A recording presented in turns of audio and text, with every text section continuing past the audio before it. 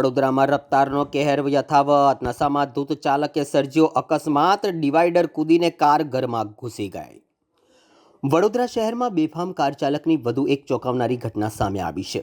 આજે સવારે એક કાર ચાલકે કાબુ ગુમાવતા કાર ડિવાઈડર કૂદી સીધી રહેણાંક મકાનમાં ઘૂસી ગઈ હતી અને દિવાલ તોડી પાડી હતી। આ સમગ્ર ઘટના સોસાયટીમાં લાગેલા એક મકાનના સીસીટીવી કેમેરામાં જ કેદ થઈ ગઈ હતી।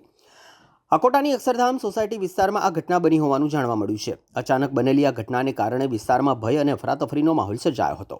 કાર ચાલક નશાની હાલતમાં હતો એવી આશંકા વ્યક્ત કરવામાં આવી છે। સદનસીબે આ બનાવમાં કોઈ જાનહાની થઈ નથી, જો કે મકાનને નુકસાન પહોંચ્યું હોવાનું સામે આવ્યું છે। આ ઘટનાની જાણ થતાં જ પોલીસ સ્થળ પર પહોંચી હતી અને તપાસ હાથ ધરી છે અને એક વ્યક્તિની અટકાયત કરવામાં આવી હોવાનું જાણવા મળ્યું છે।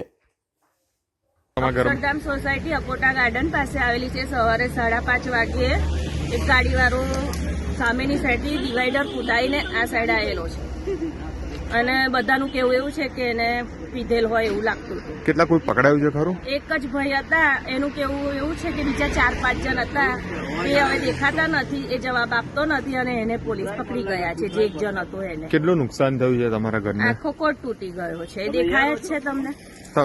શું કેસો જે રીતના બેફામ લોકો ચલાવી રહ્યા છે ગાડી, તો શું આ કેસો? તો સારું છે કે કોટ તો ફરી થઈ જશે, પણ કોઈ મર્યું નથી, એ સારું છે।